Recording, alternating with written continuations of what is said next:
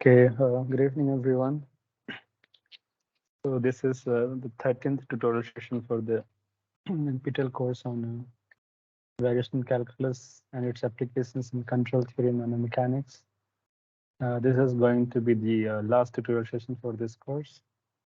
So here it's me, G.R. Krishna Sunavta, a PhD scholar at the Indian Institute of Science. So this will be a continuation. This is the third revision session, if I call it that way. And in this case, in this tutorial session today, we would be solving or going through the concepts for the last 5 weeks of the course, and this is through a bunch of solved examples comprising of questions for all the topics that I'm going to talk about today. So we'll start with Jacobi Hamilton equations, then Noether's theorem, and second variation, conjugate points, and Jacobi accessory equations, and constrained optimized and optimal control theory. And finally, some problems in nanomechanics. Okay, so let's start with the first question. So the question says that the question asks us to show that the total energy of a mass spring system is constant using the Hamilton-Jacobi equation. So at first, let's start with what's the mass spring system. So this is a fixed wall, and we are attaching a spring here, and the mass is allowed to slide over this frictionless surface.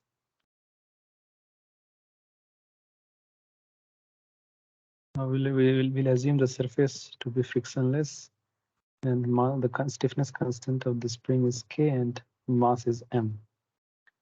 And let it oscillate about some equilibrium point, and let the oscillation about that equilibrium point be X, and the what you call instantaneous velocity will be X dot. Okay.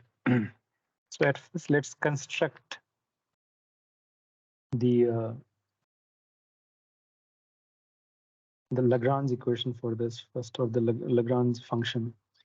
So you very well recall that Lagrange function is t minus v, isn't it? And this t is given by half of m x dot square, and v is half of kx squared. And the Hamilton equation is given by h is equal to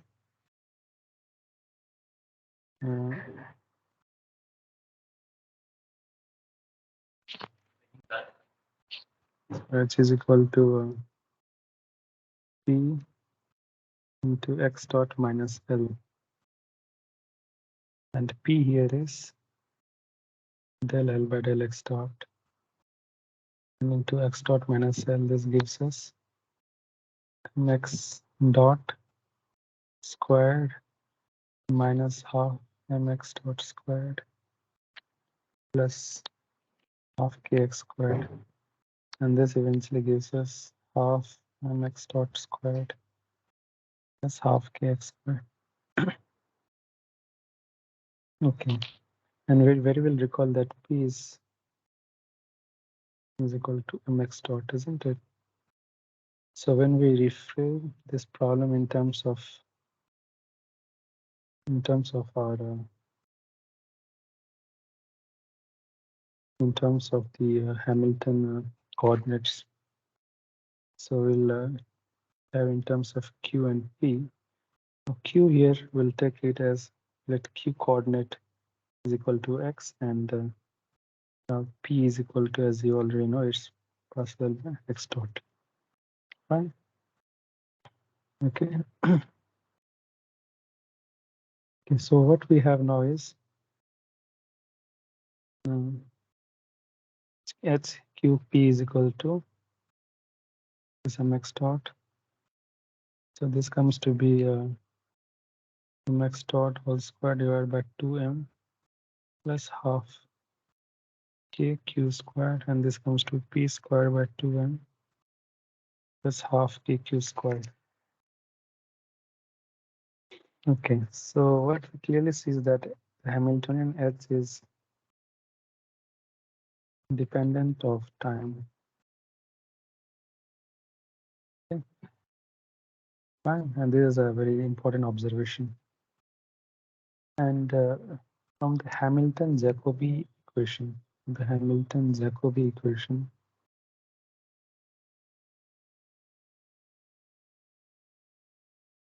we have is partial phi by partial t plus h of qp is equal to 0. And this phi here is what we call as the generating function for the transformation of the coordinates from one space to the another. This is the generating function.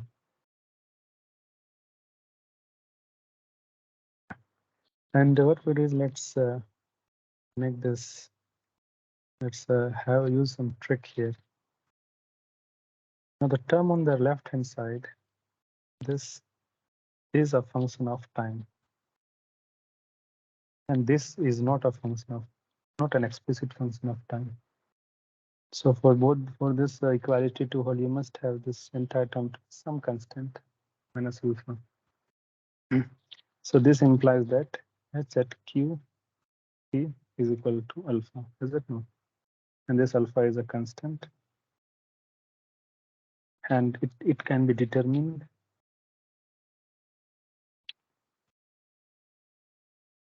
from the initial state of the system.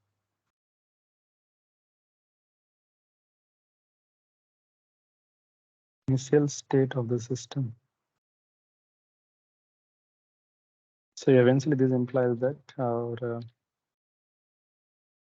p squared by 2m plus half kq squared is equal to constant, right? So it means that the total energy is constant. This is our total energy. And mind you that we can, P can also be, in this case, it also happens to have a physical meaning, and we call it as the momentum coordinate. So in the momentum displacement space, this will act as a, this will be a point in that space.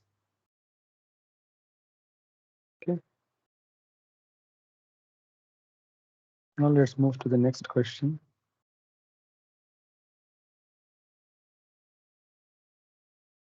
The question says that the particle moves on the surface phi, which happens to be a function of x, y, z. And the particle starts at the point x1, y1, z1 to the point x2, y2, z2 in time t. Now, if it moves in such a way that the integral of its kinetic energy over the time is minimum, determine the differential relation between the coordinates of the particle and the surface. Okay, fine. So the function that we have to minimize is z, x, y, t. Let me, and since all of this will be parameterized with respect to time, so let me call jxt, yt, and zt. And this is equal to integral from 0 to t. Okay. And it's, you have to minimize its kinetic energy over the entire time. So it has kinetic energy is half m, and m is the mass of the particle, and then x dot square plus y dot square plus z dot square into dt. However, you see that it has some constraint that the particle is allowed to move only on the surface of a sphere. So if the constraint happens to be subject to phi of x, y, z is equal to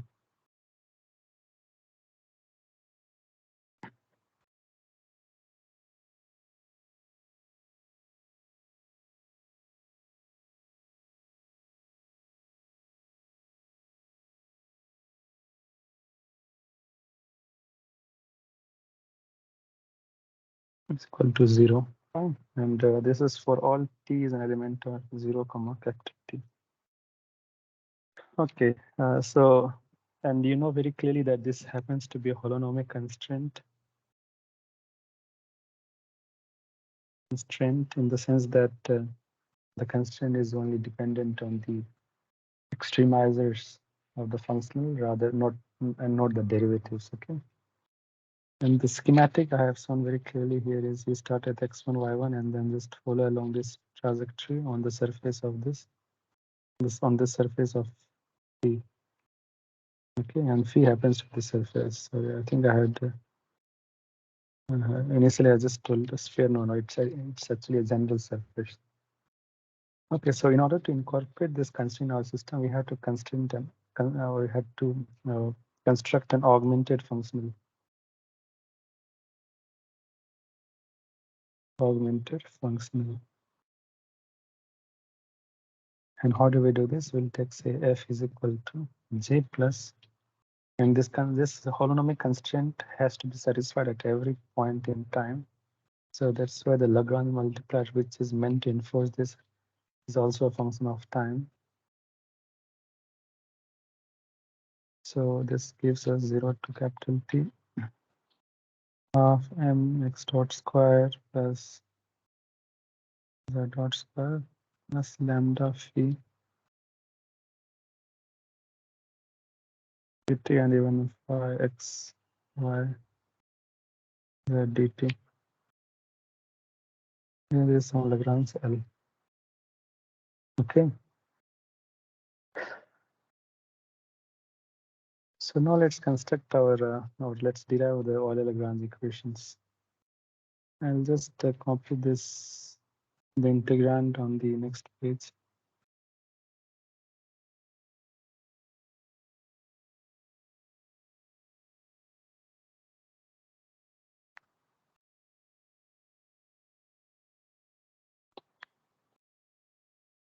Okay, and let's call this as some f. So the EL equations happened or the which gives us the which are the necessary conditions for the extremal. So the first Euler-Lagrange. So since f here consists of one independent variable, which is t, and four dependent variables, which are x dot, y, x, y, z, and lambda. So we'll have a set of four equations. So let's start with the first. So dy dt of pi by del x dot implies that dy dt of mx dot minus lambda over del x is equal to 0. And this gives us mx double dot minus lambda phi and subscript x, which refers to the derivatives, to the partial derivative.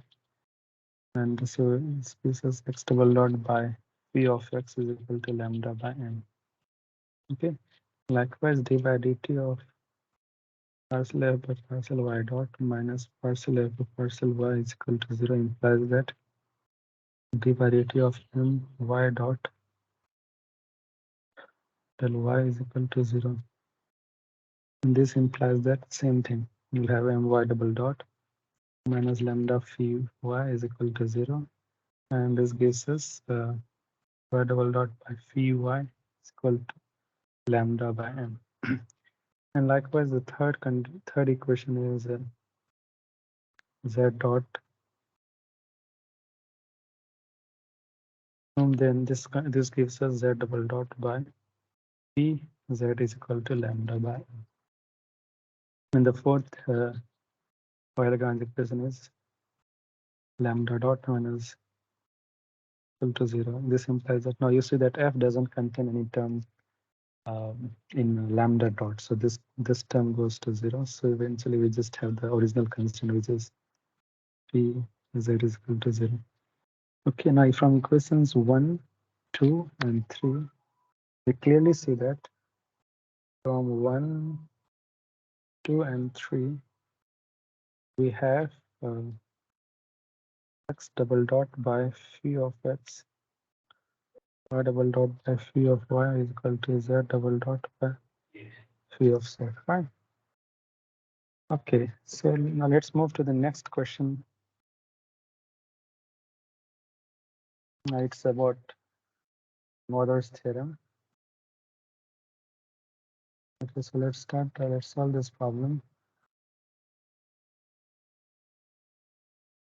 Okay, so the question says that consider j of y, which is equal to x0 to x1 of x y prime squared dx. Now we have to check whether the transformation capital X is equal to x x plus epsilon 2x log natural x, and then y is the transformed y coordinate gives us y is equal to 1 plus epsilon into y. Check whether this transformation is a variational symmetry for it. Now I must let me first tell you what variational symmetry means. So variational symmetry is implies that under transformation to the coordinates we have say so the form of the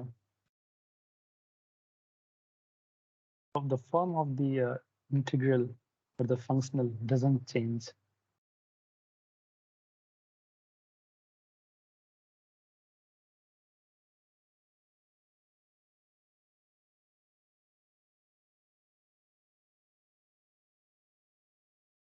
Okay? So which means that a functional is or the transformation is a variational symmetry for a functional j if the form of the original functional doesn't change even after the transformation. So it appears as if we have just changed the arguments or just the structure or just the arguments of the integral. Okay, so let's so we have been given that capital X is equal to theta x, y, and epsilon here is a parameter, a small parameter.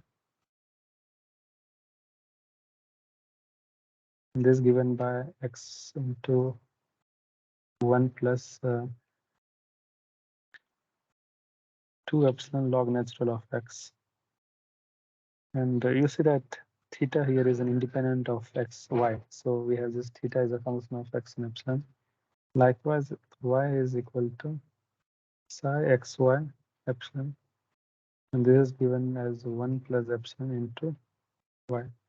And you can clearly see that it looks as if it's very evident from the structure of the transformation that capital Y is independent of x. So we'll have the transformation function for y as psi, which is a function of just y and epsilon. Okay, so now let's take the differential of dx, d capital X. So this is very clearly dx and dx, theta of x, which is very clearly and evident that a subscript refers to the independent variable with which theta is partially differentiated against or with respect to. And likewise, we have d capital Y is equal to psi into d into psi y and d small y. Okay, and which simply implies that theta x is equal to differentiating theta with respect to x gives us 1 plus 2 epsilon log natural x plus using chain rule plus x into 2 epsilon into 1 by x. So this gives us 1 plus 2 epsilon 1 plus log natural of x. Likewise, psi y is equal to just 1 plus epsilon. Okay. Now let's find the derivative of d or d of yeah. Let's just what you call divide this equation by this. So 1 2. So divide 1 by 2 to give d capital Y by dx is equal to psi y by theta x dy by dx to psi y by x. And this implies that y epsilon dot, and epsilon here simply implies that it is some sort of a parameter. Okay, it just reminds us that it's some the transformation consists of some parameter, and when epsilon is equal to 0, we get back the original transformation. It acts more like the transformation acts like an identity operation. And let's look at what see what I'm implying here. Now in this case, when epsilon is equal to 0, we get capital Y is equal to small y. And even in this case, when epsilon is equal to 0, we have capital X is equal to small x. So it's nothing but just an identity transformation. Okay. So y dot epsilon is equal to psi y by theta x, okay, into y prime. Okay, so now let's start with the let's move the other way. Let our original function be, or let we start from the right hand side of this, from this right hand side of this equation to the left hand side. Let's see whether are we able to retrieve the left hand side exactly. So we'll consider the functional having the same structure as the original function. So we'll just take x into y dot square into d capital X. Okay. Now let's substitute the value of what you call these expressions for. So theta is x is given by theta, and the transformation x, and then y dot square is psi y by theta of x whole square into y prime squared, is it not, d of into theta x into dx. Okay, since we have changed the I mean the value integrate, so the even limits of the integration will change, and we'll have the limits will be small x not to capital X. Okay. Okay, fine. So now what we do is this is the same as x naught to x1, and theta is given as x into 1 plus 2 epsilon log natural of x into psi y squared. So psi y squared is 1 plus epsilon squared divided by, and then theta here x cancels out one time, so it will have just one term. I mean, denoted to the power 1. So 1 plus 2 epsilon into 1 plus log natural of x into dx, right? And then we also have y square. Okay, now what you see here is it's not 2x1.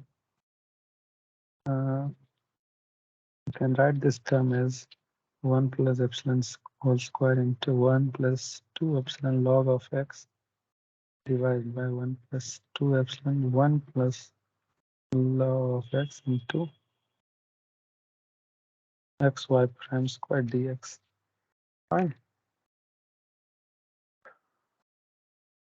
Okay, now what you see is the integrand is, we have xy prime squared. However, the integrand, the end, this term should have originally been to, in order to have retrieved the actual transform, actual functional, we should have this term is equal to 1. But this is not happening, right? This term is not equal to 1. It's equal to 1 only if epsilon is equal to 0. But then there is an identity operation. So this implies that this is not equal to x naught to x1.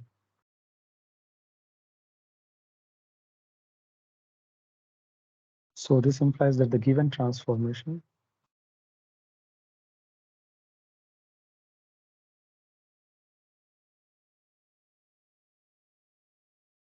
is not a variational symmetry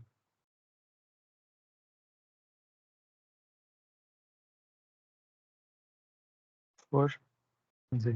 Okay.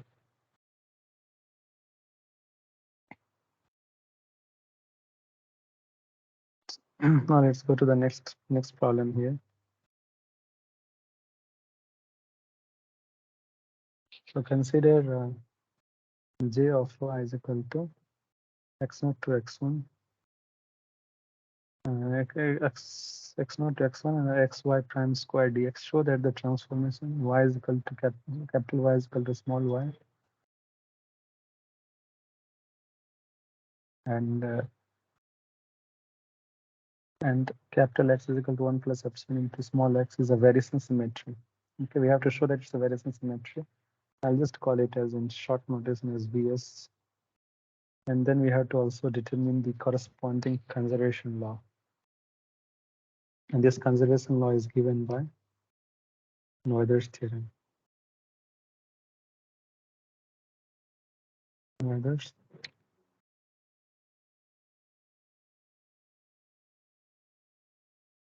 Okay.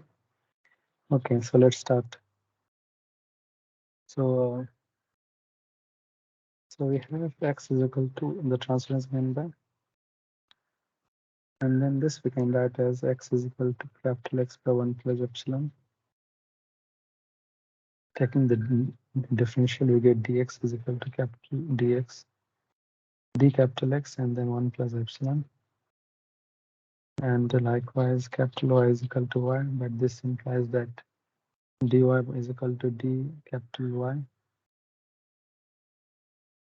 And then upon dividing, say, dy by dx gives us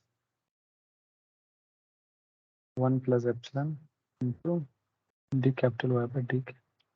So this means that y prime is equal to 1 plus epsilon into y dot. And then y epsilon subscript just implies that the transformation is in terms of some small order parameter, which is epsilon. Okay.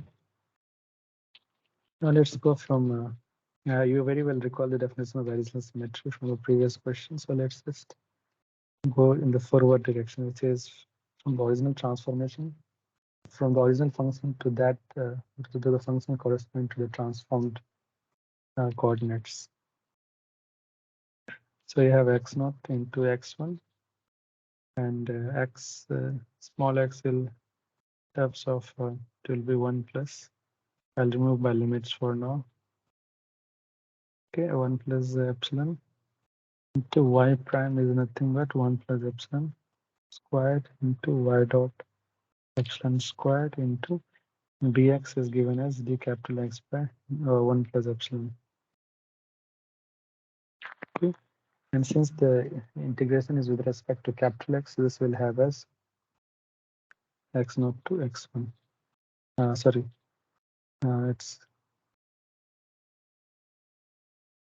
capital X0 to. And now this we clearly see that this and this term and this term, this term, and this term cancels out to get our integrand as x into y epsilon dot whole square dx. So when you take a look at this, that's the expression or the structure of the function, you clearly see that we have retrieved the structure of the function even after performing the transformation. So this simply implies that the given transformation is a variational symmetry for J.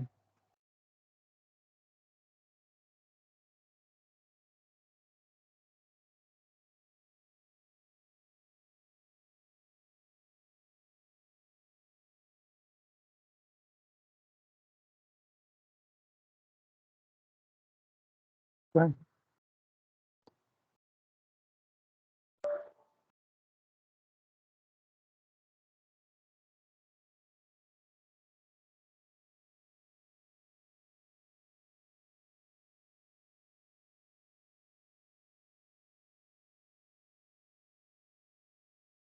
Okay. So now what we do is let us now determine the corresponding conservation law. So the conservation law.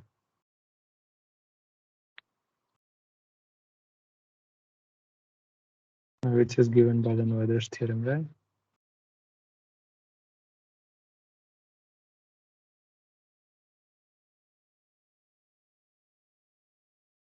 Okay, and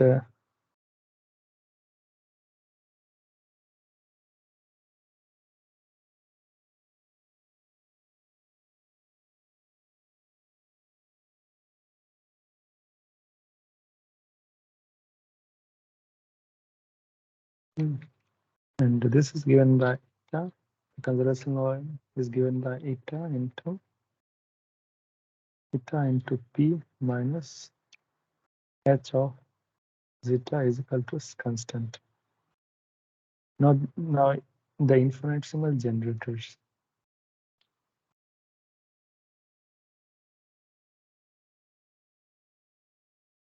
are eta is equal to partial capital X or partial epsilon, okay, and which for our case is nothing but just x, right? And this is at epsilon is equal to 0. So which for our case is just x. And eta is equal to partial capital Y by partial epsilon with respect to at epsilon is equal to 0.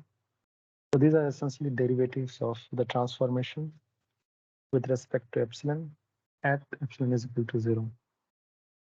So this is given by, and remind you that capital Y was independent of epsilon. So this is just identically 0.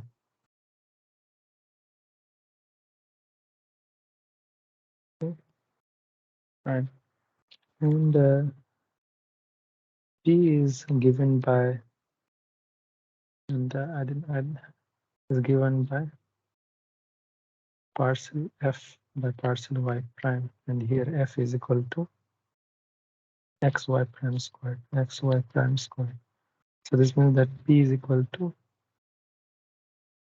2 into xy prime, okay, and h is equal to y prime into p minus f, and this gives us 2xy prime squared minus xy prime squared.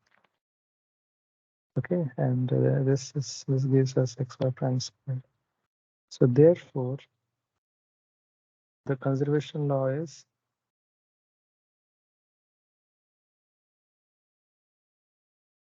uh, 0 into p minus xy prime square into x is equal to constant.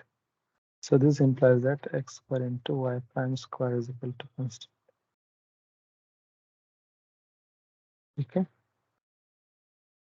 fine. So let's move to the next question.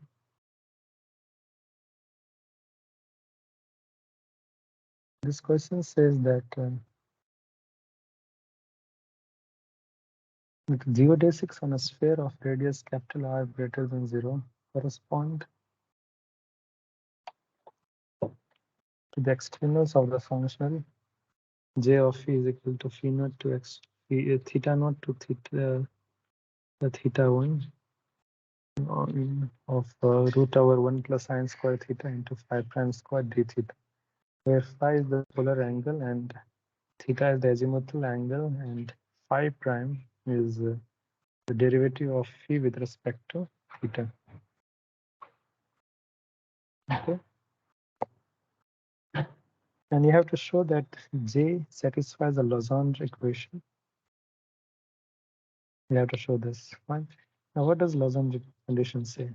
The Legendre condition, LC's Legendre condition is that you should have, if we take this, the integrand to be some f of theta phi, because theta is the independent variable here, so theta phi prime, comma, sorry, theta phi, comma, phi prime.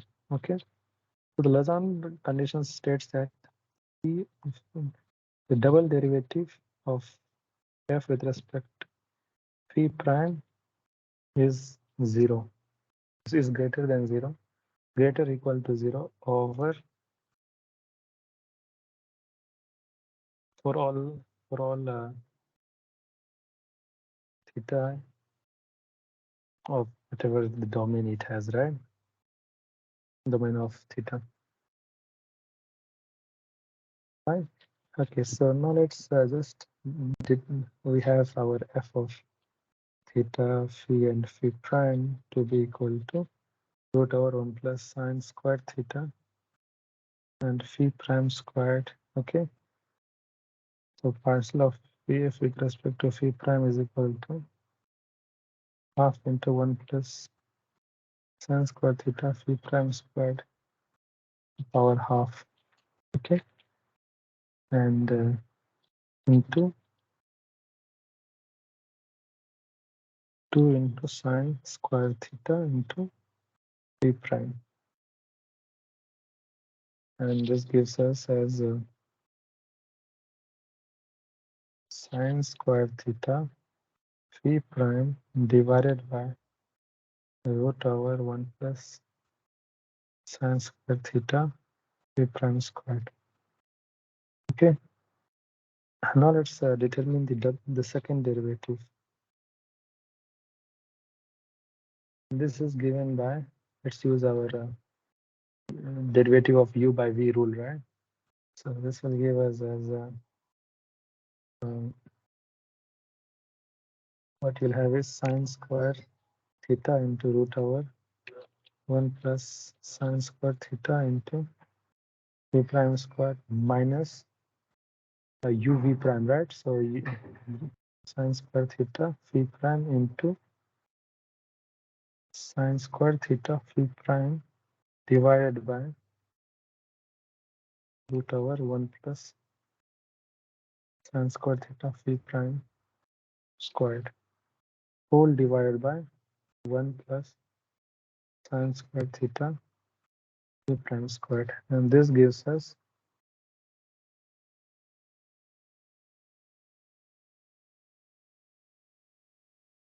sine squared theta into 1 plus sine squared theta phi prime squared minus sine to the power 4 theta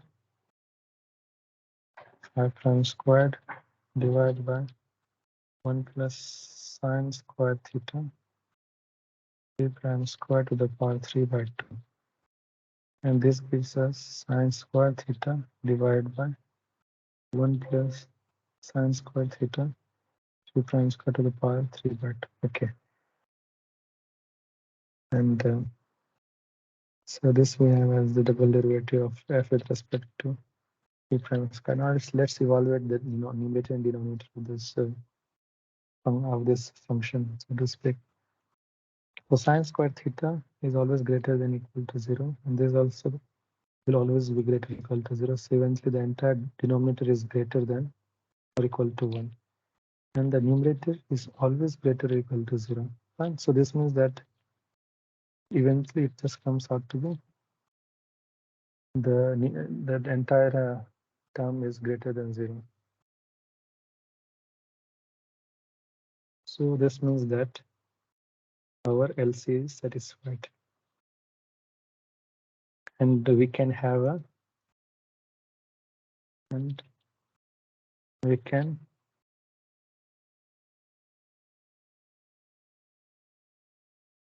or I'll just rephrase it. We can, and there exists a local minimum,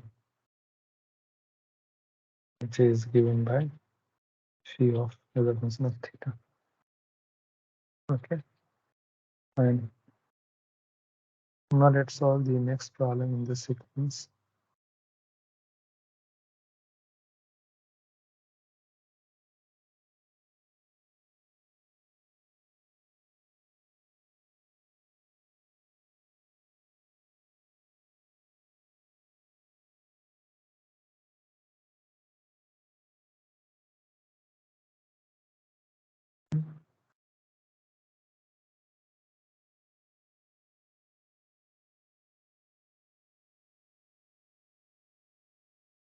Okay, so the next problem is let j of y is equal to 0 to pi by 4 y square minus y prime square minus 2y cosine hyperbolic x.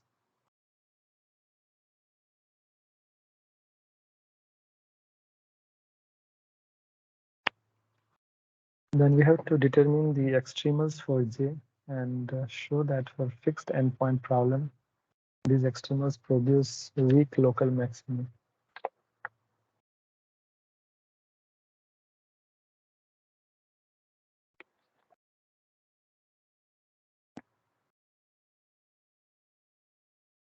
So let's first determine the extremals for J.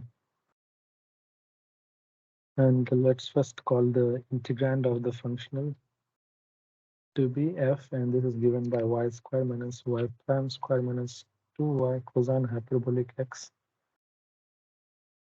And the corresponding Euler-Lagrange equations are d by dx of partial y prime minus partial a partial x into 0. This implies that d by dx of minus 2y prime minus of minus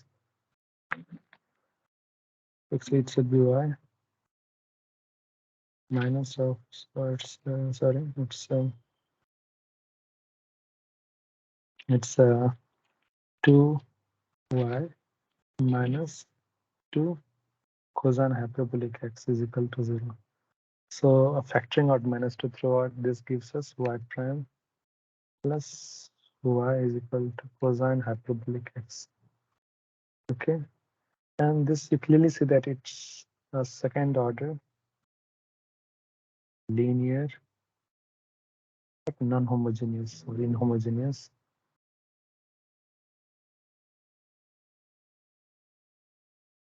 ODE. Okay, so what we need to do is we need to find the solution, the general solution to this ODE. Okay, so which means that y double prime plus y is equal to cosine hyperbolic x. The solution to this problem will be yx is equal to y hyperbolic x plus y p of x. Right, now the homogeneous part. Homogeneous solution is given by y double prime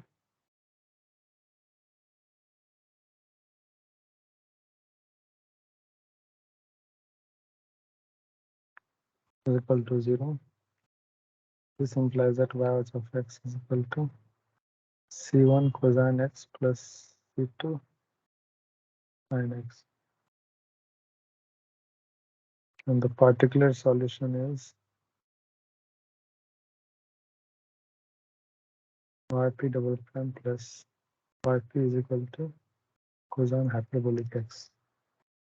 Now let's have an ansatz and answers for the problem as yp of x is equal to say p cosine hyperbolic x plus q sine hyperbolic x. And the first derivative gives us p sine hyperbolic x and cosine hyperbolic x. The second derivative gives us the same expression, p cosine hyperbolic x plus q sine hyperbolic x. Right? Now you see that after substituting this into this equation here, this gives us 2p cosine hyperbolic x plus 2q sine hyperbolic is equal to cosine hyperbolic x. Now let's match the coefficients of the cosines and sine terms on both ends, on both sides. So this gives us 2p is equal to 1 and 2q is equal to 0. So this implies that p is equal to half and q is equal to 0. So therefore, the general solution of the extremal, or the form of the extremals, or for the family of the extremals is y of x is equal to c1 cosine x plus c2 sine x plus half of cosine hyperbolic x.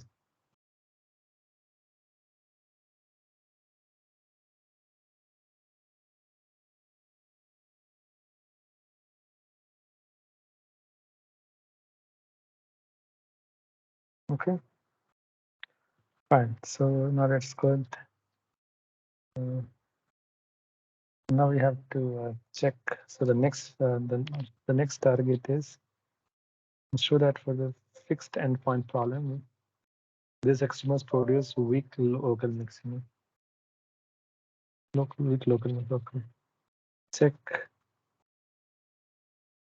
for weak local. Now we'll use the Jacobi's what do we call it? Jacobi's sufficient condition, right? So and for that it also requires that this strengthened Losange condition,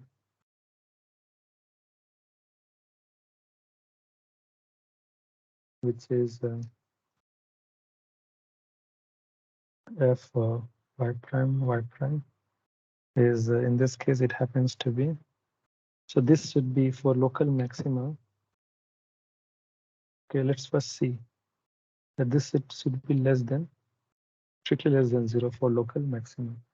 Okay, fine, let's try it. So fy prime is given by minus 2y prime. So minus 2y prime. And y prime is equal to minus 2, which is strictly less than 0. Yeah. So this is one case. So we are using Jacobi's sufficient condition. And first it says that the strengthened LC condition is satisfied. And the second is no conjugate points. If these two are satisfied, then you can say that the functional has a weak local maximum. Okay, so first we have satisfied first condition. Now let's go for the second condition. And for that, we need to solve for the Jacobi accessory equation. And you know very well that if you have the solution, general solution to the of the family of extremers, then you can easily determine the solution to the Jacobi accessory condition as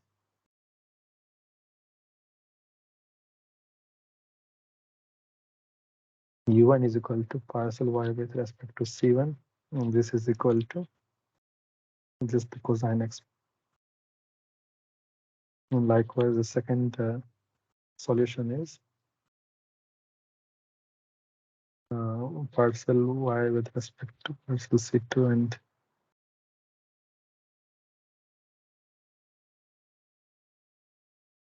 this is given by sin x. Okay, so the general solution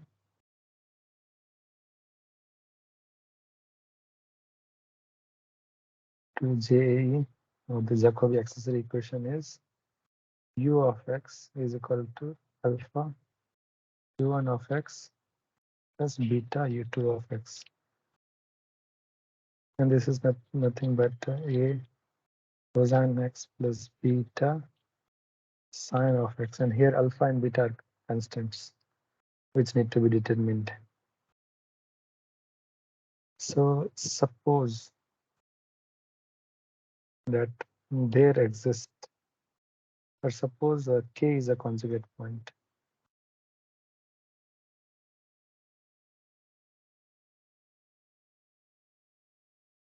Point 2 x naught is equal to 0. And kappa is an element of the entire real numbers except for 0, because then it would be a trivial condition. So let's say that, okay, u at x naught is equal to 0 implies that alpha into 1 plus beta into 0 is equal to 0. Okay, and for the second is, say you have a conjugate point at x is equal to kappa, or u is at kappa. Okay, u at kappa is equal to 0. So in this case, you have x cosine kappa plus beta sine kappa is equal to 0. And from this, we can have a homogeneous system of equation, which is 1, 0, to determine the coefficients alpha and beta. And we'll have cosine kappa and sine kappa. And for non-trivial solution, okay, so you see that for when alpha and beta are 0, then you already have, that's always it's always a solution to, but it's a trivial solution because then u is 0 throughout. But we know that from the requirement of the Jacobi sufficient condition, what we say is that u must not be trivial in the sense that it should not be 0 everywhere. So that means that our goal here is to uh, to determine the non-trivial solution to alpha comma beta, and this will be 1 0 sine, no, not sine, it's cosine.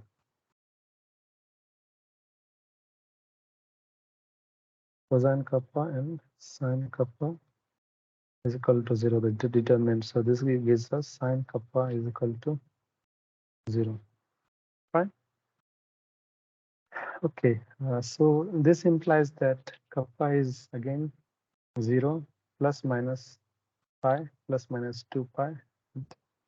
Likewise, still n is equal to infinity, okay, which means that plus minus, it just goes on, right?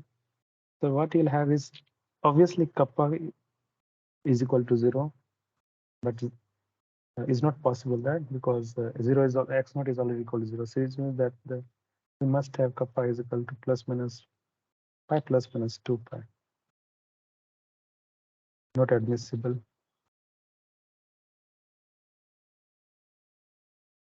However, our interval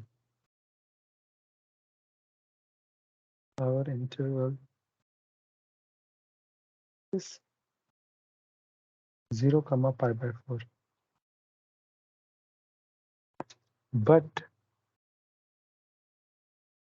no kappa lies in this interval.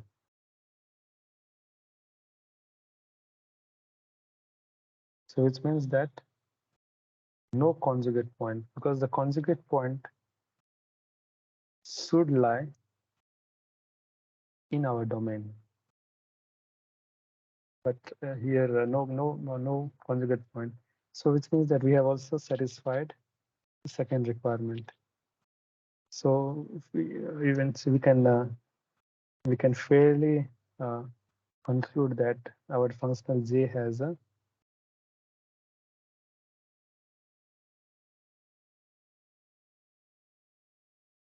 weak local maximum, has a weak local maximum. Fine. Okay, now let's move to the next problem in the sequence.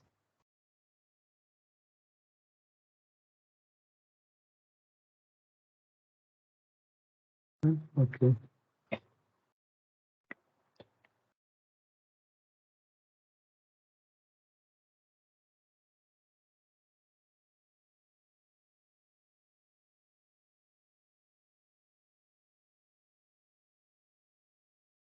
So the problem, what does it say?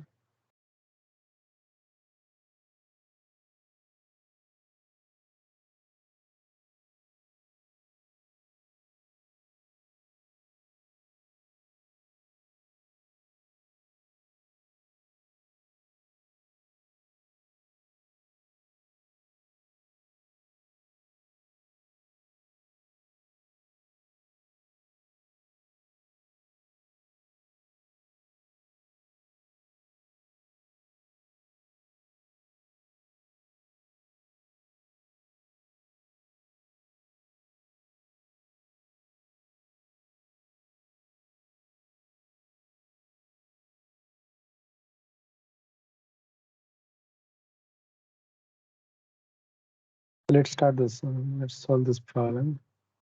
So you have a mechanical system which is described by x double dot is equal to ut, where and what you have to do is what will be the optimal control, which will obtained by minimizing the functional j is equal to half of the square t with the boundary conditions x at t is equal to 0 is equal to 2 and x at t is equal to 5 is equal to 0.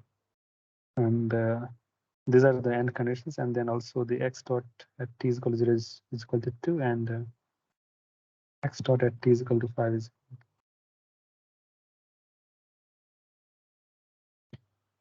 0.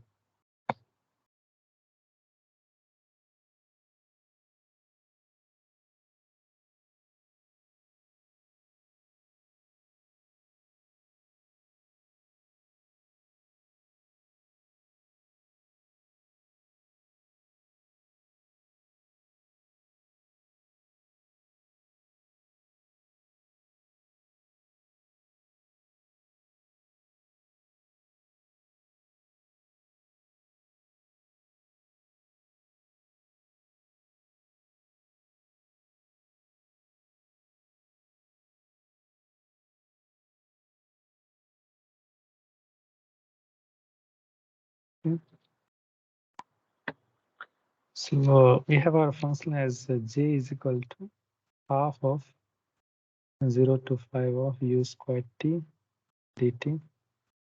And why don't I write this as, okay? So which means that this implies that let's consider to be f, so which means that f is equal to half of u squared t. And we have a subject to constraint. So subject to constraint, which is given by x double dot t is equal to u of t and all the end conditions, fine. So this you can write as u of t minus x double dot t is equal to 0. Okay, so this is very much a non-harmonic constraint because the extremizer also happens to depend.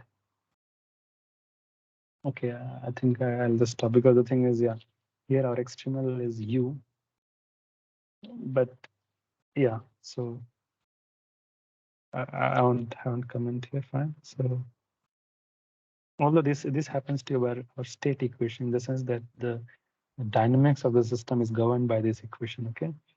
So let's take into account our constraint as well. So the augmented Lagrangian function is when as L is equal to half u squared of t plus lambda t u t minus x double dot t.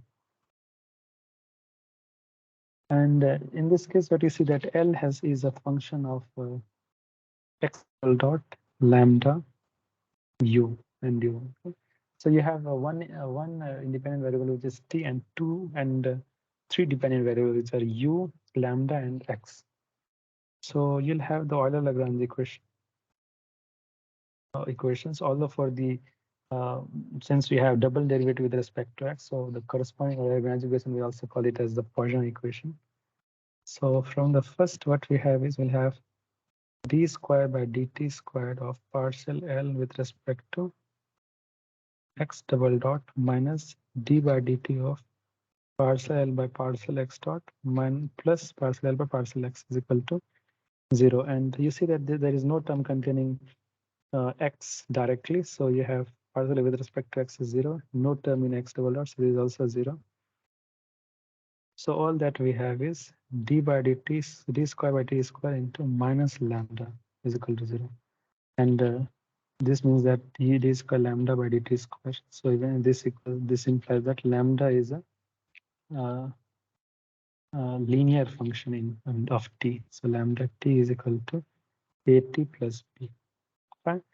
And let's also have our second Lagrange equation is d by minus d by dt of partial Ly partial u dot plus partial L by partial u is equal to 0. However, there is no term containing u dot, so this term is 0. So all you left with is partial L with respect to u is 0. So this means that u plus lambda is equal to 0. So this means that u is equal to minus lambda, okay? Fine. Now, and this is equal to again minus at minus b. Okay. So the third equation is with respect to minus d by dt of partial L with respect to lambda dot plus partial L by partial lambda is equal to 0. However, there is no term containing lambda dot, so this term comes to be 0. And so which means that parcel L by parcel lambda is nothing but just our state equation itself, which is our x double dot is equal to u. And which we clearly see that we have u is equal to minus lambda. So which means that x double dot is equal to minus at minus p. Okay, so now what we do is let's integrate x with twice with respect to t. So x dot is equal to minus a by minus minus at squared by 2 minus bt plus c, and x is equal to minus a t cubed by 6 minus bt squared by 2 plus ct plus t.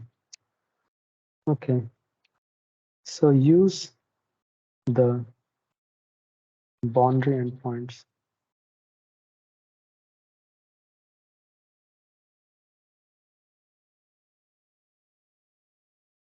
X at t is equal to 0 is 2. So this means that d is equal to 0. Sorry, d is equal to 2. Sorry. And the second thing is that x at t is equal to 5 is 0. So x at t is equal to 5 is equal to 0. Okay, before that, let's find x dot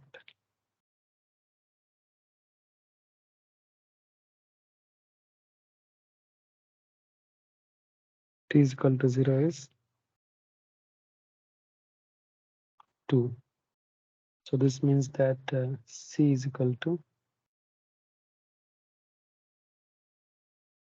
okay, now we have x at 5 is equal to 0. So this means that minus a into 125 by 6 minus b into 25 by 2 plus 10 plus 2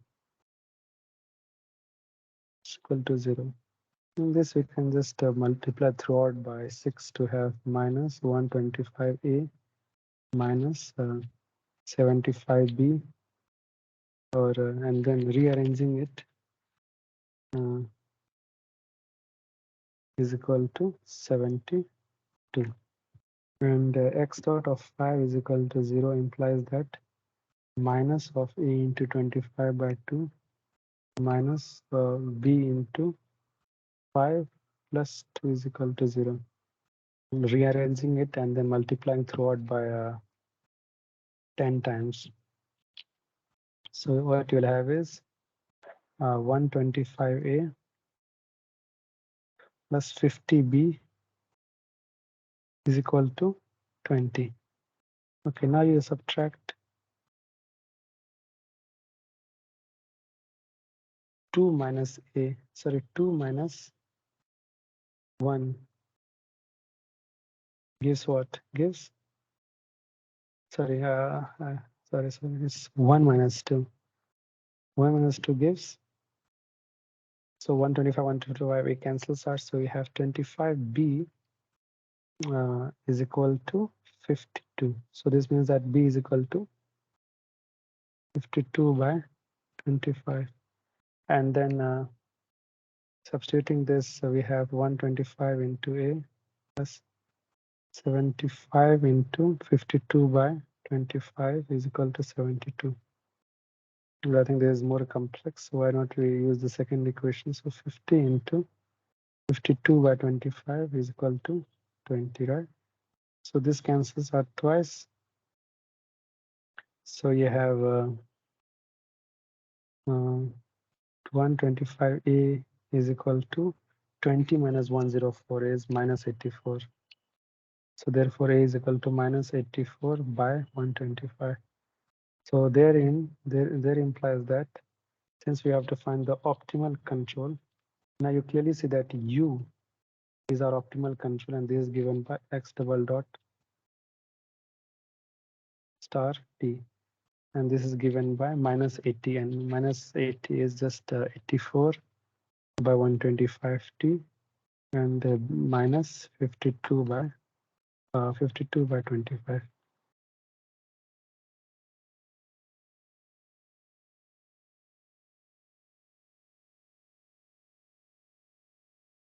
So these are solutions. Right? Okay.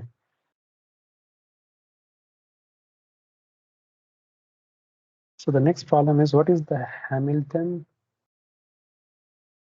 Jacobi Bellman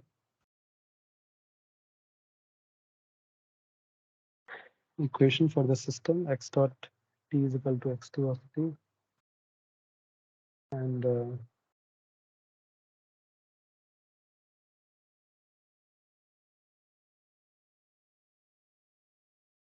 x2 dot t is equal to minus 2x2 minus 3x1 square plus ut, with the performance index, which is j is equal to 0 to tf half of x1 square plus u2 square into dt, and the boundary condition is j j at x is equal to tf, and tf is equal to s xtf and tf is equal to 0. Fine. So we'll first compare with the standard formulation for the performance index.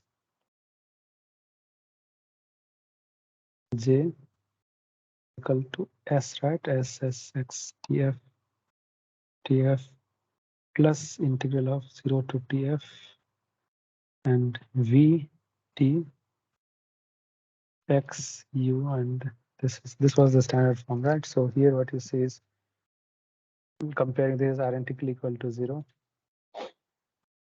and so which means that v is equal to half of x1 squared plus u2 squared, u squared, sorry. And the state equations are x1 dot is equal to f1, x2 dot is equal to f2, and f1 and f2 are nothing but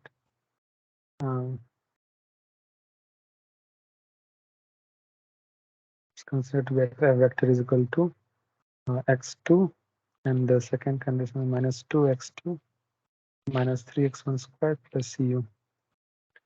Okay. Now what we do is we form the Hamilton-Jacobi-Bellman equation.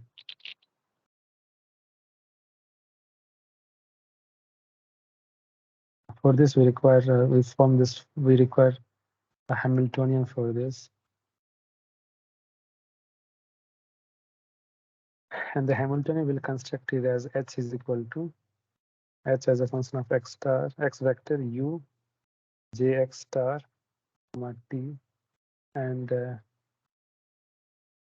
this is equal to v x vector u t, which is was vector here, plus parcel j by parcel x star. This is a vector actually, so that's why we have transposed into a vector of x vector u comma t.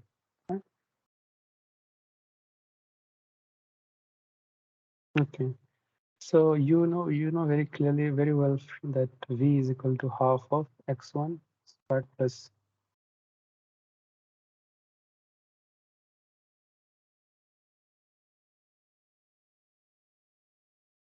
u squared, and then plus, since that this will have as j, and here mind you that jx1 simply implies that. So this implies that this particular thing implies that it is a vector of j by x1 and versus j by x2. Huh? Okay.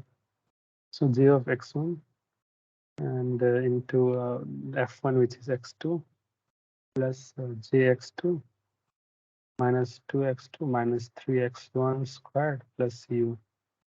Now what we do is we have this as our Hamiltonian for the Jacobi-Bellman, Hamilton-Jacobi-Bellman equation. Now what we have here is that we minimize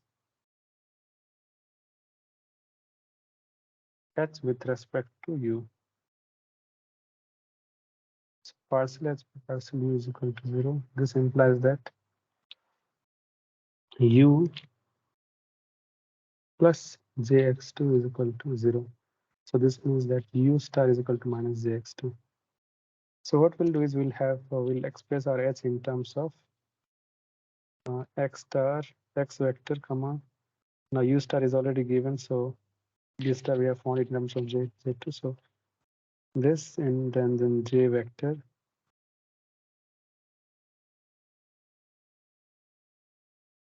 comma t.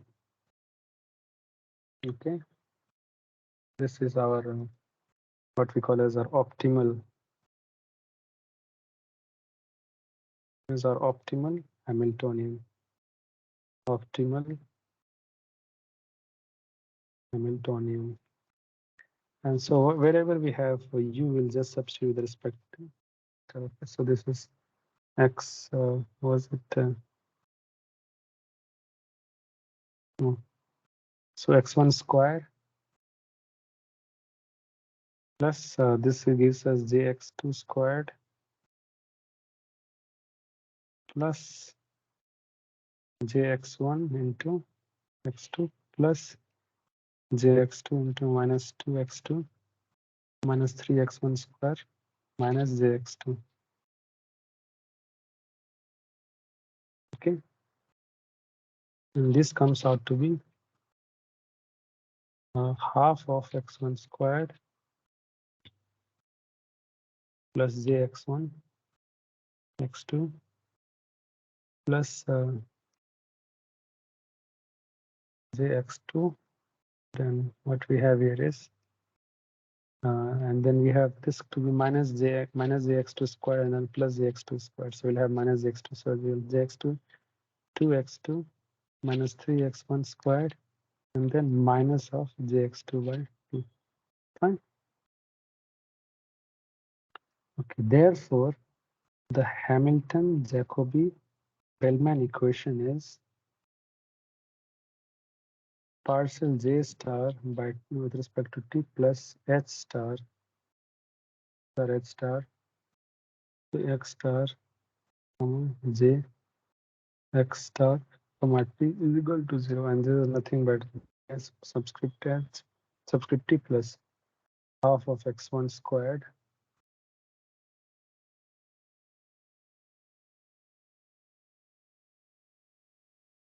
plus jx1 x2 plus jx2 minus 2x2 minus 3x1 squared minus jx2 by 2 is equal to 0. Okay, so this is our Hamilton-Jacobi-Bellman equation.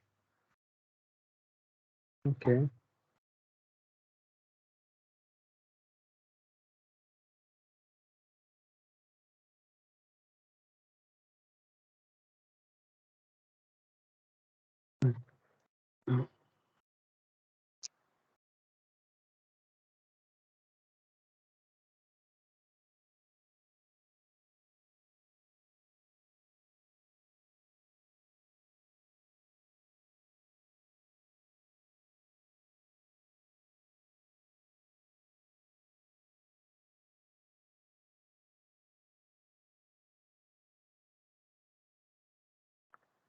Okay, so now we have one more problem here. It's the problem states that consider an equation, consider an atom located at p is equal to 0, 0 delta on the z-axis and a circular ring molecule lying in the xy plane. Center at the origin with radius r and with uniform atomic line density eta. Now we have to use the Lennard-Jones potential to obtain the total van der Waals interaction between the atom at P and the ring molecule. Let me make a schematic of the problem. So we have a circular ring molecule, which is located in XY plane. There's Y and X. This is Z, and this the radius is R, and an atom is located at P 0, 0 delta, and the atomic land density here eta is this one, and Let us parameterize every point in the circular ring as x, y, 0. I mean, then with respect to some theta. Fine. When theta is an angle made by the radius vector with respect to the x-axis. Okay, and then we are also given that x square plus y square is equal to r square. Fine. So the solution goes as eta is the uniform atomic line density, right? Now the distance between an atom lying in the circular ring under and the atom at point P is okay. So what we'll have here is let this denote the distance squared to be rho square is equal to, this is delta. So this is given by, say, any point on the atom, which is then 0 minus x whole square plus 0 minus y whole square plus del minus 0 whole square. Okay, and this gives us, this implies that rho square is equal to x square plus y square plus del square. And you know, where you recall that x square plus y square is r square, so r square delta square. Fine. Okay. Now the total van der Waal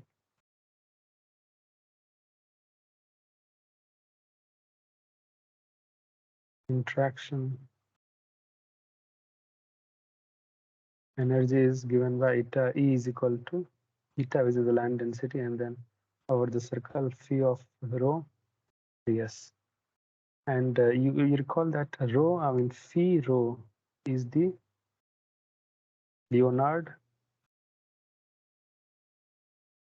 Leonard, sorry, it's Leonard Jones potential.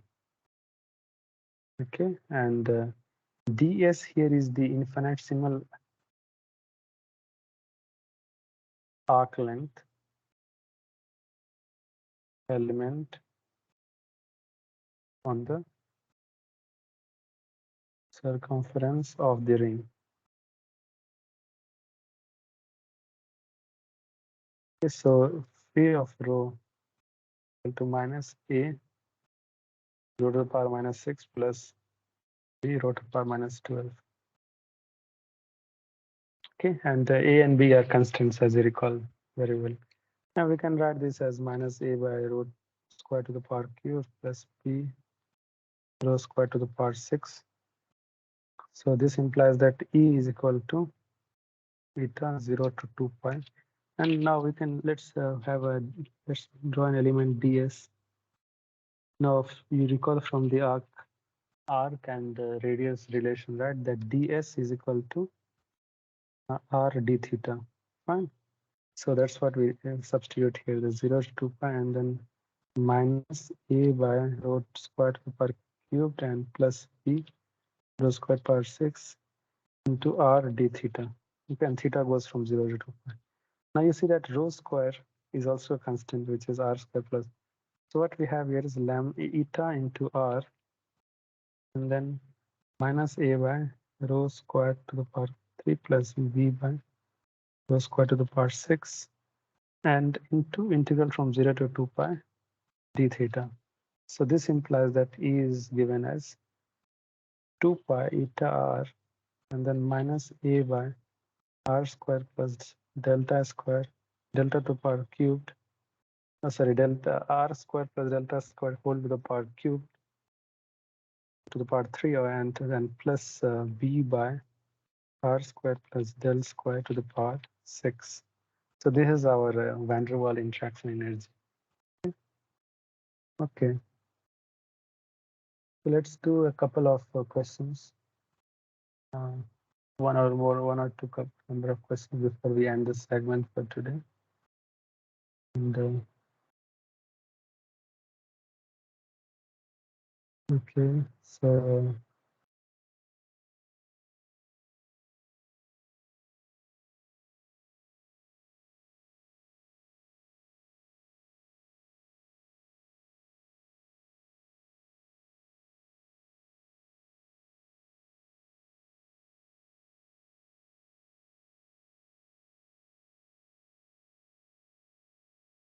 let's do one question from optimal control. So we have a double integral plant.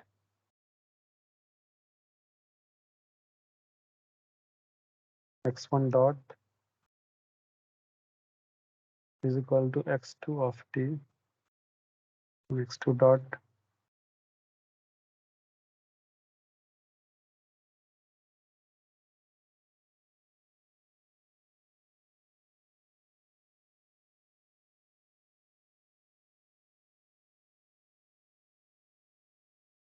is equal to u of t.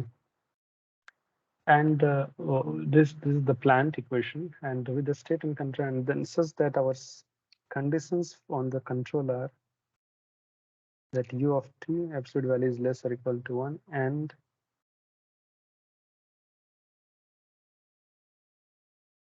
x2 is also, and the state is also limited to less or equal to 2.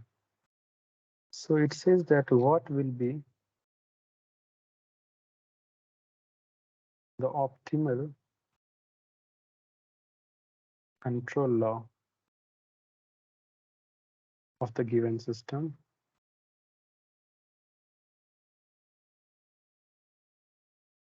whose performance indexes j is equal to 0 to 2 half of x1 square plus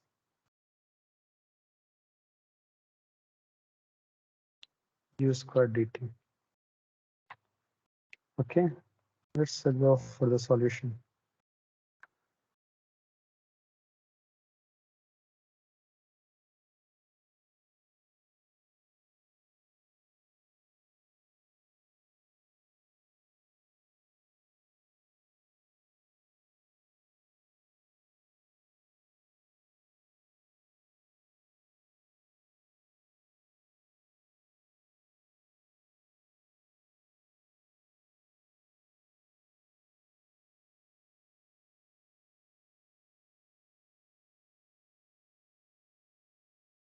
Okay. So what we see is that we can clearly see that the given problem is a constraint optimizing problem, in the sense that we have constraints on both state, and is our control, and we have constraints on both state and the control. So what we do is we'll imply, and we have to enforce the constraint also on the state. So we'll employ what the approach we call as the we'll employ the penalty function.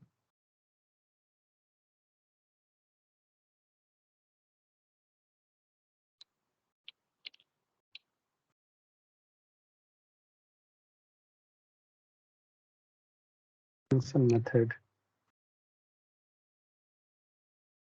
Okay.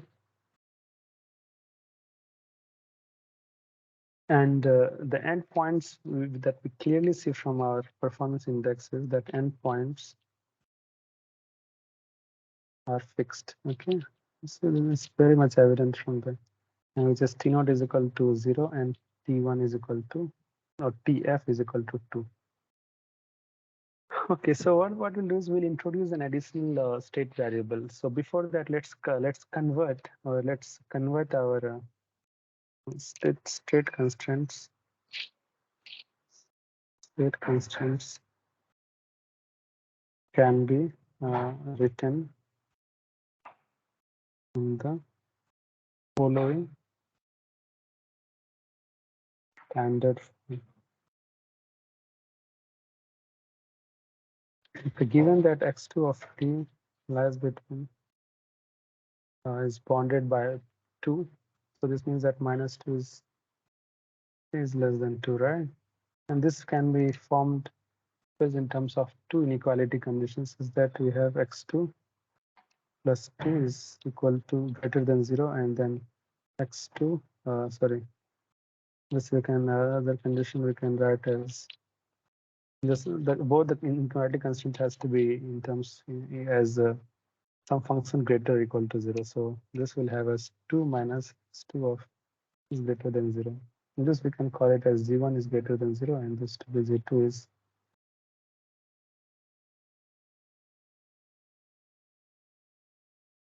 equal to 0. Fine. Okay. Now we introduce new state variable. And let's call it as x3 dot is equal to f of 3 x vector comma t. And we will have as g1 square of h g1 plus g2 square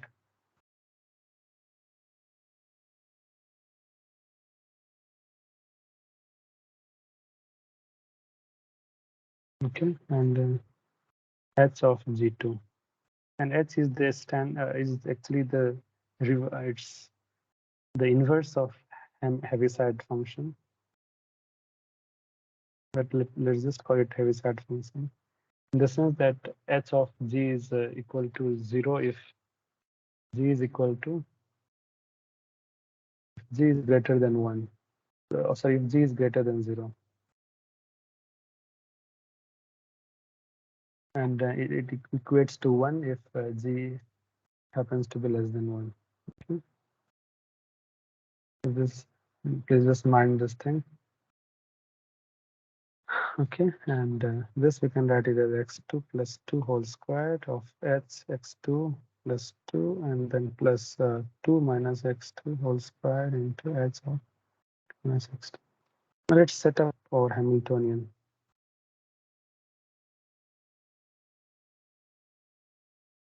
And the Hamiltonian can be written here as our h is given by x u lambda vector, and then lambda 3 comma t, and we have this is equal to v and v plus lambda 1 f1 plus lambda 2 f2 plus lambda 3 into this we'll call as f3. Okay, so which means that v is, we had already, v is this quantity here, so v is our half of x1 square plus u square plus lambda 1 x2 plus lambda 2, and then second thing is f2 is u, and now I'll ask for this is our f1, this is our f2. Okay, and plus lambda 3 into f3. Okay, I'll just plus lambda 3 into plus 2 whole square h of plus 2 plus 2 minus x2 whole square and h of 2 minus x2. And I'll just copy this to the next slide, and then these are h. I'll copy this.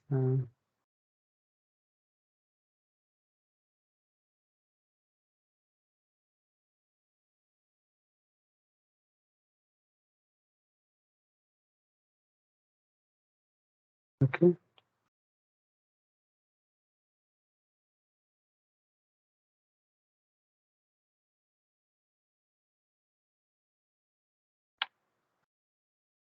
Okay. So then we recall very well that the necessary condition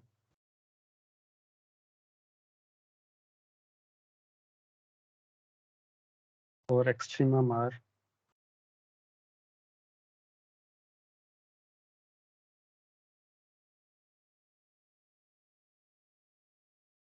that x1 dot star is equal to partial h by partial lambda.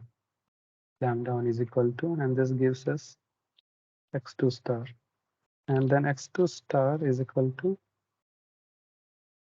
partial h by partial lambda 2 is equal to u star. And x3 dot star is equal to partial h by partial lambda 3 is equal to f3, which we have already, the term within the parenthesis again. And then lambda 1 star is equal to minus of by x1. This is equal to minus of x1. Okay. Okay. Yeah. Star. And then similarly, lambda 2 star is equal to minus of partial h by partial x2. And this is given by lambda 1 star minus lambda 1 star and then minus of 2 into lambda 3. In the term within the parenthesis, what we have is x2 star plus 2 to h of x2 star plus 2 and then minus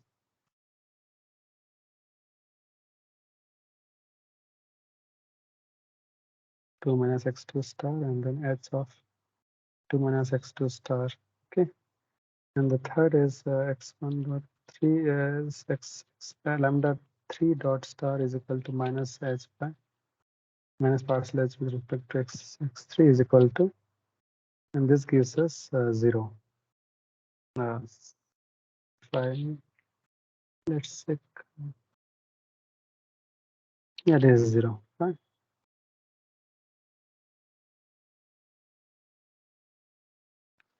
And then again, with that, with respect to, again, for u is, and then that's why u is gives us the optimal condition for u, and this gives us u star plus lambda 2 star is equal to 0. Okay, so this means that u star is equal to minus lambda 2 star. Okay.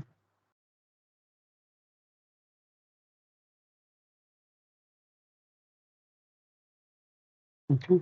The what you see here is that now, which means that u star is equal to minus lambda 2 star.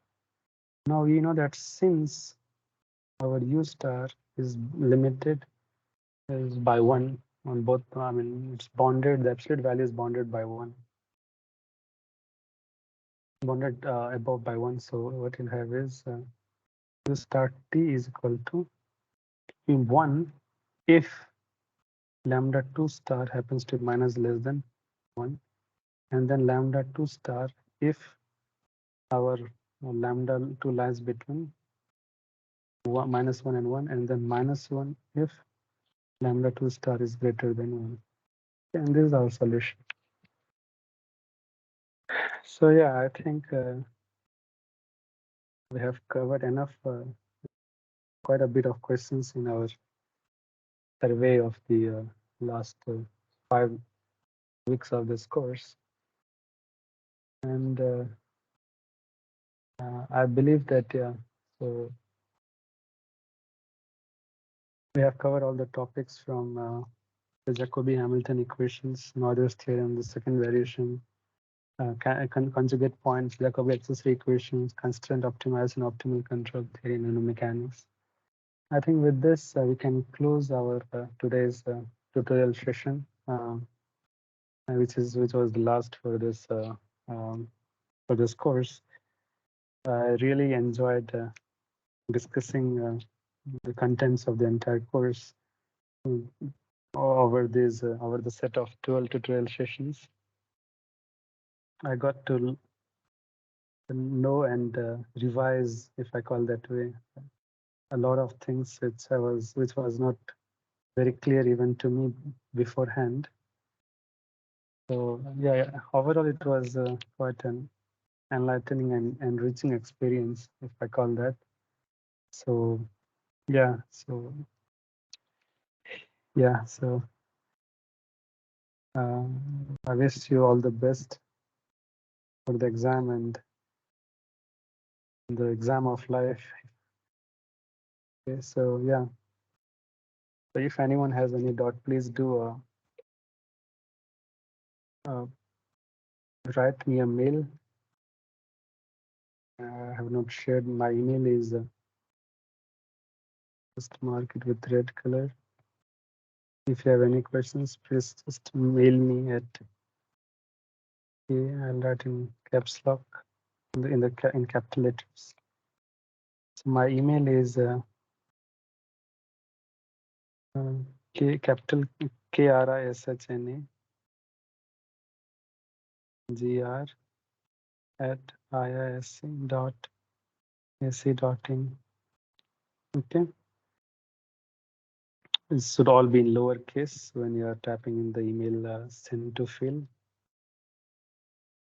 And my website is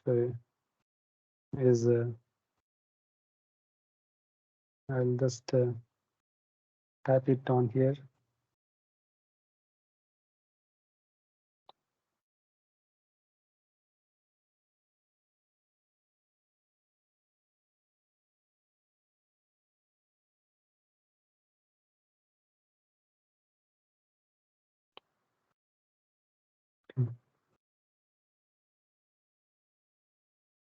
So my website is https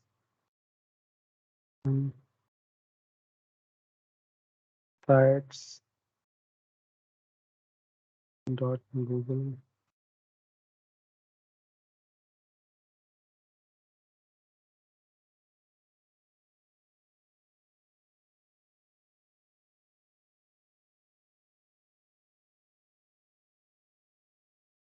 I think it's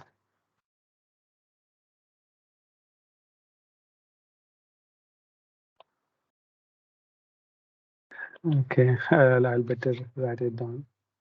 So my website is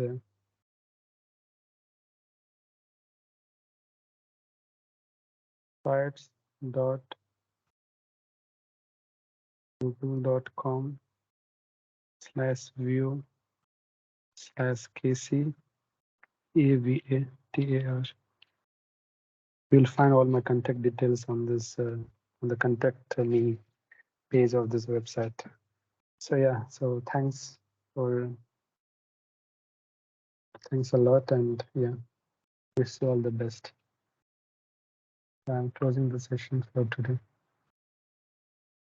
Bye.